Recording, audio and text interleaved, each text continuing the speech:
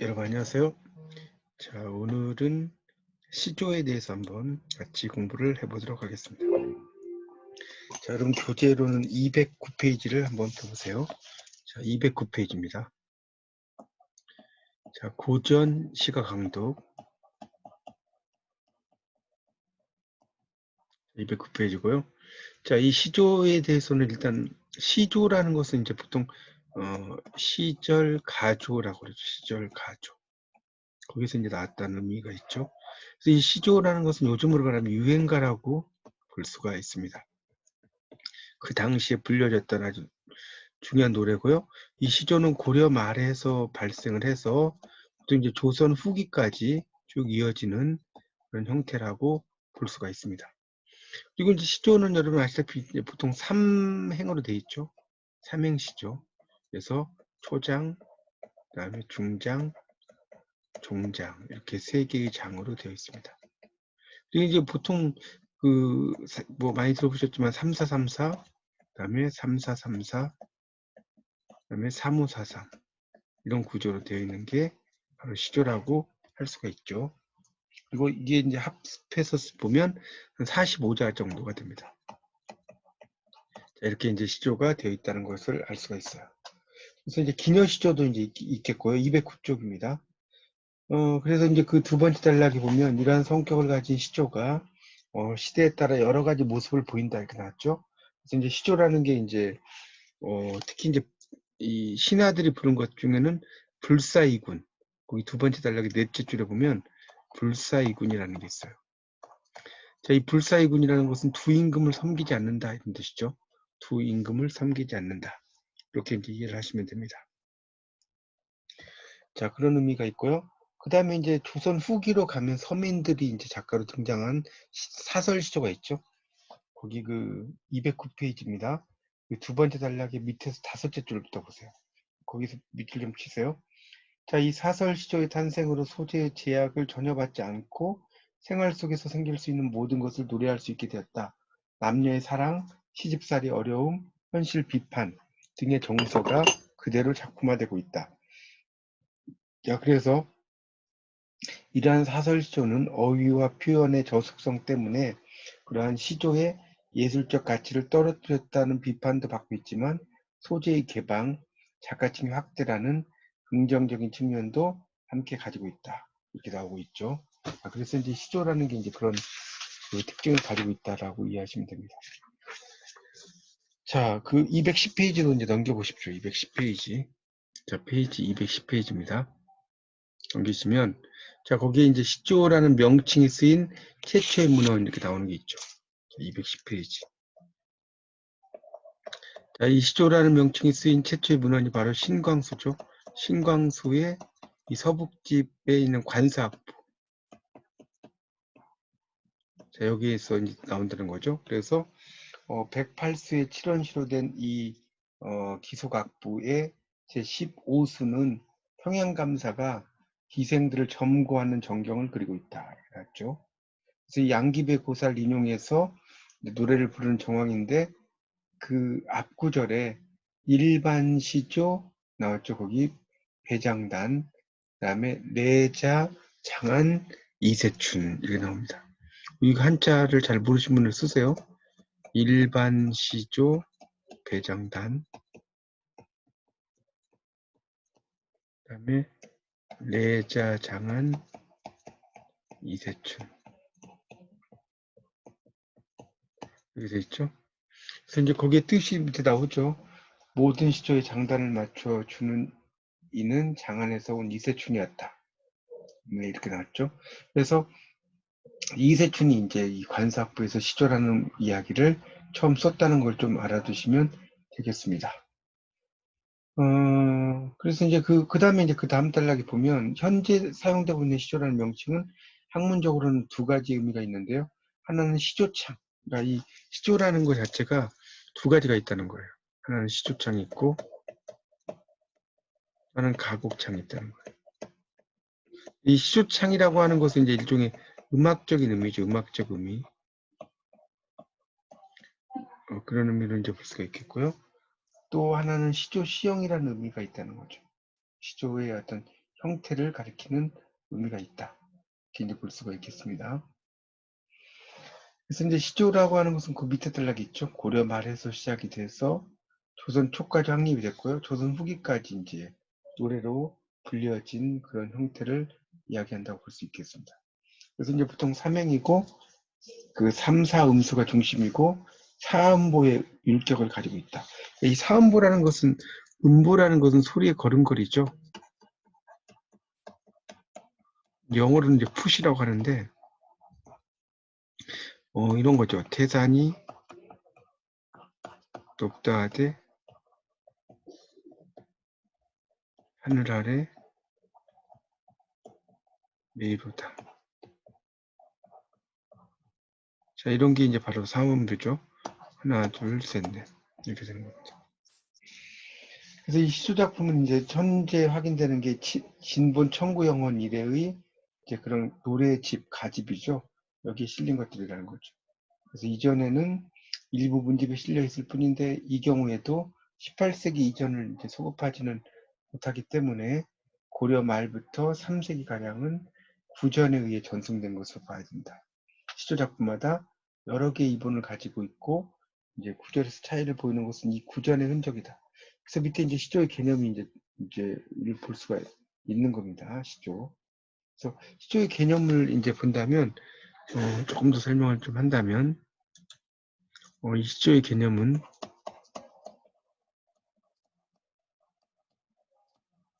첫 번째는 세 줄 형식이죠. 초장, 중장, 동장. 자, 그다음 두 번째는 이제 개인의 정서. 자, 이걸 표출하는 데 적합하다는 거죠. 자, 그럼 세 번째는 유흥 공간에서 향유됐다는 거예요.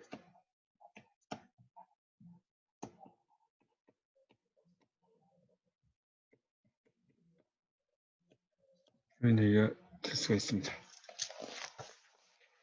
자, 211쪽에 이제 고려 말과 조선 초의 시조라고 나오는데 이 시조의 작가에 대해서 먼저 좀 설명을 좀 하고 진행을 하겠습니다.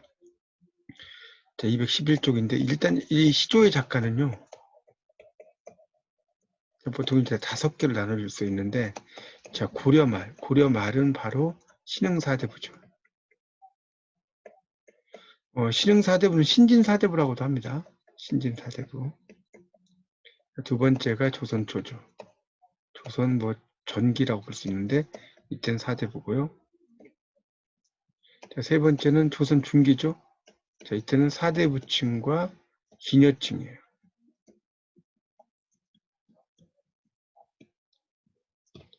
네 번째는 조선은 이제 중기와 후기겠죠.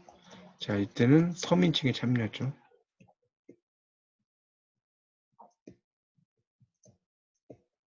이렇게 볼 수 있겠고요. 자, 다섯 번째는 이제 후기 시대는 중인층과 서민층이죠. 이렇게 볼 수가 있겠습니다. 그래서 이제 이 시조라고 하는 것은 이제 보통 조선 시대에 이제 특히 이제 많이 유행을 하게 된 거죠. 고려 말에 시작돼서. 자, 211쪽에 이제 그 고려 말 4대부의 시조들이 쭉 나옵니다. 첫 번째가 이제 이 우탁의 탈로가죠. 이 우탁의 노래죠. 우탁. 이게 이제 탈로가라고 해서 늙음을 한탄하는 노래인데 한 손에 가시를 들고 있어요. 가시. 한 손에 이제 가시라는 게 가위죠. 가위 요즘 말로 하면 또 한 손에 막대기를 들고 있어요. 그래서 늙는 길을 가시로 막고 백발을 막대로 치려고 했어요. 치라토닌을 치려고 했더니 그러니까 이게 이제 길이 이렇게 있어요. 길이 있을 때 이제 이 사람이 이렇게 있는 거죠. 여기에 이제 한 손과 또 한 손에 이렇게 뭘 들고 있다는 거죠. 백발이 자기 먼저 알고 제 먼저 알고 자기가 먼저 알고 본전하는 건 먼저죠. 지름길은 지름길이죠. 지름길로 왔다는 거예요. 지름길이라는 것은 지름길로 왔다는 거죠. 그런 시입니다. 자, 그 다음에 이조년의 시에 이런 게 있죠. 이화의 월백하고 백꽃이죠. 이화, 월백, 달은 희고 은하는 은하수입니다. 은하수, 은하수, 은하수가 삼경이에요. 삼경은 보통 이제 밤 11시부터 새벽 1시 사이죠. 삼경이죠. 일지춘심을 자귀에 알려마는. 자, 일지춘심이라고 하는 건 뒤에 이제 각기 나오죠. 9번 나오죠. 하나의 나뭇가지 어린 봄의 뜻이다라고 나왔죠. 자, 자규라는 것은 두견세를 가리키죠. 두견세가 알 것이냐마는 다정도 병인 양하여 잠무지로 하노라.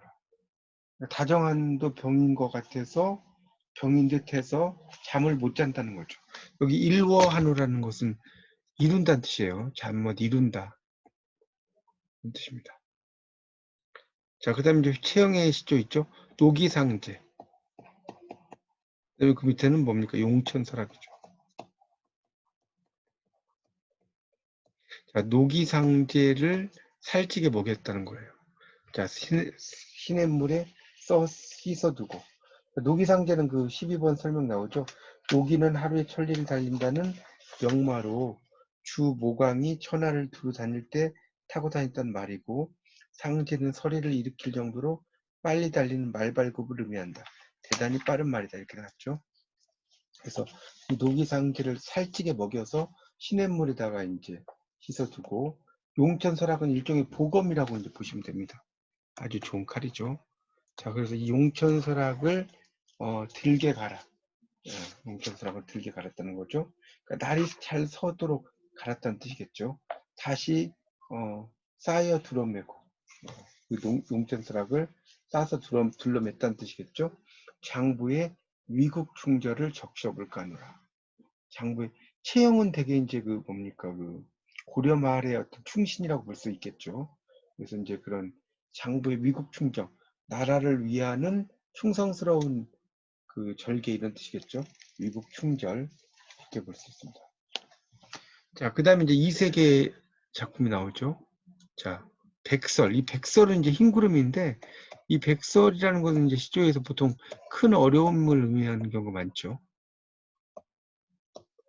백설이 잦아진 고래 구름. 구름은 여기서 이제 이성계 세력이죠.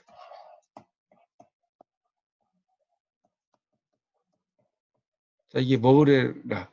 자, 머으레라는 것은 요즘 말로 하면 험하구나. 반가운 매화. 매화는 선비죠. 어느 곳에 피었는고. 석양이 홀로 서서. 자, 석양이 혼자서 서서 이런 얘기죠. 홀로 서서 갈 곳 몰라 하노라. 맞죠? 석양이 혼자 서서 어디로 갈지 그 갈 곳을 잘 몰라 한다. 이런 의미로 이해하시면 되겠죠. 자, 그렇게 정리할 수 있겠습니다. 근데 이색이죠. 이색도 일종의 고려의 어떤 충신이라고 볼 수가 있겠죠. 자, 그 다음에 이제 이전호, 구름이. 이때도 이제 구름은 이성계 세력이죠.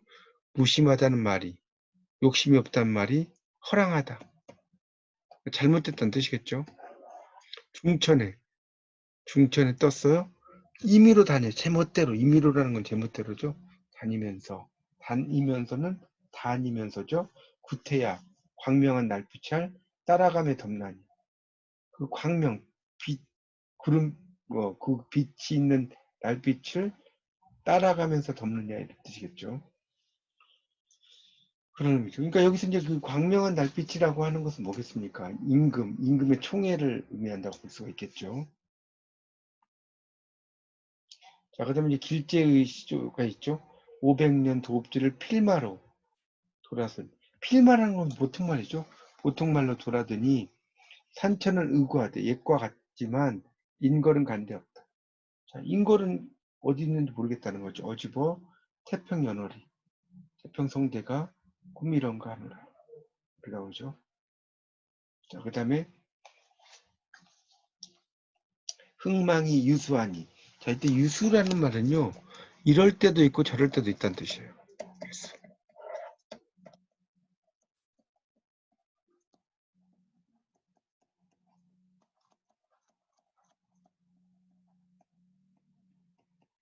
자, 그래서 물과 같다는 거, 그러니까 여기서 이제 물과 같다는 뜻이 아니고 유수, 수가 있다는 뜻이죠.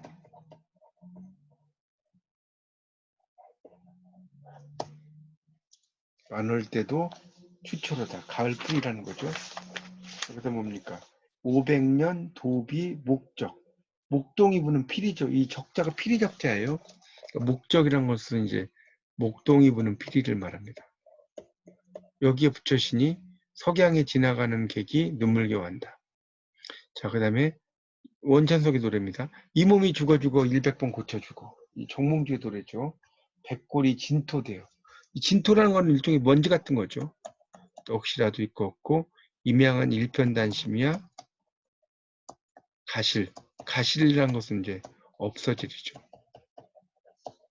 없어질 줄이 있겠느냐 이런 의미로 쓰이는 거죠. 그러니까 결국은 이제 이방원의 하여가에 대한 어떤 답가라고 볼 수가 있겠죠. 그래서 결국은 자신은 조선의 어떤 충성을 하지 않겠다라는 그 이야기라고 볼 수가 있겠습니다. 자, 그렇게 정리를 하시면 되겠습니다. 자, 215쪽에 보면 조선 후기 4대부의 시조라고 하는 게 나와 있습니다. 215쪽입니다. 자, 215쪽에 이제 조선 후기 4대부의 시조를 보면 첫 번째 나오죠. 강호의 봄이 드니. 강호의 봄이 들었어요. 미친 흥이 나요. 흥이. 절로 나. 저절로 난다는 거죠. 그 다음 뭡니까? 탁묘개변이죠. 그래서 개변이라는 건 시냇가죠. 시냇가. 탁류라는 건 탁한 그 시냇가라고 이제 볼 수가 있겠습니다. 탁류개변. 그러니까 그 탁하다는 것이니까 그걸 뭐겠습니까? 그 막걸리를 가지고 노는 그런 시냇가다 이런 정도로 해석을 할 수가 있겠습니다. 막걸리를 마시며 노는 시냇가.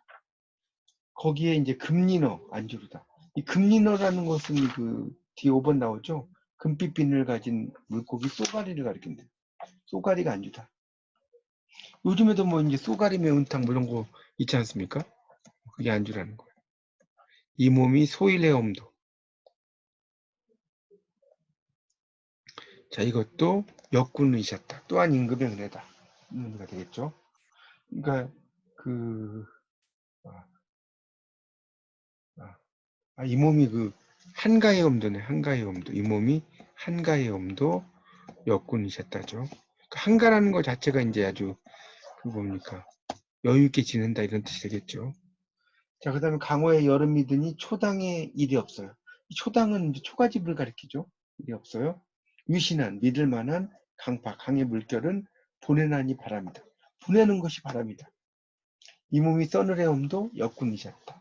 내가 이렇게 서늘하게 지내는 것도 또한 임금의 은혜다는 뜻이죠. 자, 강호의 가을이 들었어요. 가을이 드니까 고기마다 살쪄 있다. 소청이죠, 이게. 그 작은 그 배를 가리키는 거죠. 작은 배. 그래서 이 작은 배에 그물을 실었어요. 그물을 실어서 흘리는 재촉해서라는 뜻입니다. 재촉해서. 자, 작은 배에다가 그물을 실어가지고 재촉해서 띄워서 더뎌두고, 이게 이제 던져두고라는 뜻이에요. 던져두고. 자, 재촉해서 띄워가지고 던져두고. 이렇게 번역이 되겠죠. 그 다음에 이 몸이 소일의 음도. 이 소일이라는 게 이제 한가하다는 뜻이에요. 이 몸이 소일의 음도 역군을 이셨다. 이게 되는 거죠. 그렇게 정리하시면 됩니다. 내가 이렇게 그 지내는 것도 또한 임금의 은혜다. 이렇게 정리를 할 수가 있겠죠. 자, 그렇게 이해하시면 됩니다. 자, 뭐 그렇게 어려운 내용은 별로 없죠. 그렇게 정리를 하시고 넘어가겠습니다. 그래서 정리하고요. 그 다음에 강호의 겨울이 드니 눈 깊이가 자이 남다. 한자가 넘는다는 뜻이에요. 자이 남다라는 것은. 그래서 삿갓 빗기 쓰고 빗겨서 쓰고 누역으로 옷을 사는. 자, 누역이라는 것도 뒤에 나오죠. 20번에 도롱이에요. 도롱이. 그러니까 도롱이라는 게 요즘 말로만 비옷이에요. 비옷. 레인코트죠. 이 몸이 춥지 아니함도. 이 몸이 춥지 아니한 것도 임금의 은혜다. 그러시고요. 넘겨보세요. 자, 그 다음 나오는 걸 이제 보면 대초볼 붉은 고래. 대초는 대추겠죠. 볼 붉은은 붉은이겠죠. 요즘 말로 고래 골짜기에 밤은 어이 뜨뜨리며 밤이 어이 떨어지며 벼벤 그르에 그르라는 거는 이제 그루터기죠.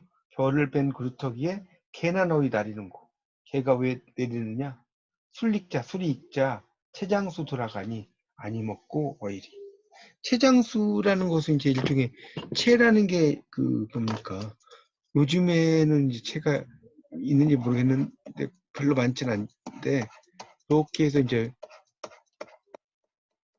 이렇게 이제 술 같은 걸 이렇게 부으면 찌꺼미 같은 거 위에 뜨겠죠. 그런 걸 채라고 하는 거죠. 거르는 어떤 그런 도구라고 볼 수가 있겠습니다. 이렇게 정리하시면 되겠습니다. 자, 그렇게 술익자는 술익자가 되는 것이죠. 자, 그래서 그 217쪽을 보시면 그 맹사성의 강호사시가가 나오죠. 조선 초기에 대표적인 충신 연군지사다. 역군을 이셨다. 또한 임금의 은혜다. 이런 이야기가 계속해서 나온다고 했습니다. 그런 내용으로 여러분 쭉 읽어보시면 될 것 같아요. 자, 그렇게 정리를 하시고, 자, 그 의미를 이제 맥락을 찾아보시면 될 것 같습니다.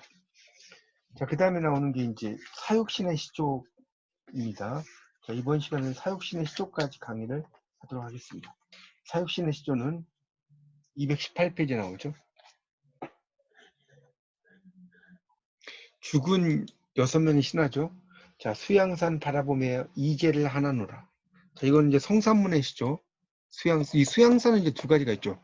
실제로 이제 중국에 있는 산 이름도 되고, 두 번째는 뭐겠어요? 수양대군도 되는 거죠.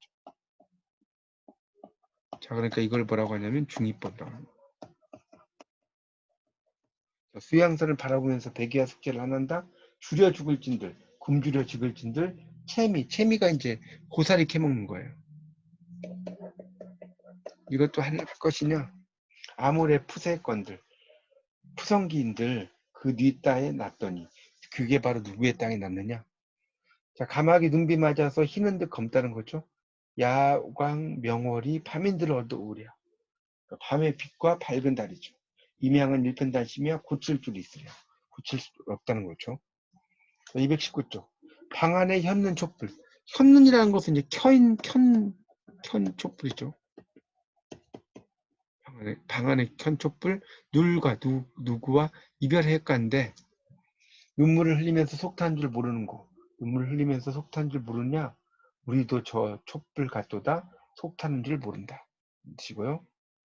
자, 그 다음에 그래서 이제 이게 작품이고 간밤에 부던 바람에 눈소리가 친단 말이냐. 간밤에 이제 막 그 사람을 죽이는 이런 게 휘몰아친 거죠. 낙낙장송이 다 기울어 간다. 그러니까 이 낙낙장송은 일종의 충신을 이야기한다고 볼 수 있습니다. 그래서 하물며 못답힌 보치야 일러 말해서 무엇하겠느냐 이런 식으로 되어 있습니다. 219쪽부터 보면 성산문부터 이제 쭉 그 사육신에 대한 이야기가 나오니까 그건 여러분이 한번 읽어보시도록 하겠습니다. 자, 이상으로 이제 시조에 대해서 첫 번째 시간으로 그 조선시대의 이제 시조 이런 걸 좀 강의를 좀 해드렸습니다. 여러분이 다시 한번 본문의 내용을 좀 보시면서 잘 정리하시기 바랍니다. 감사합니다.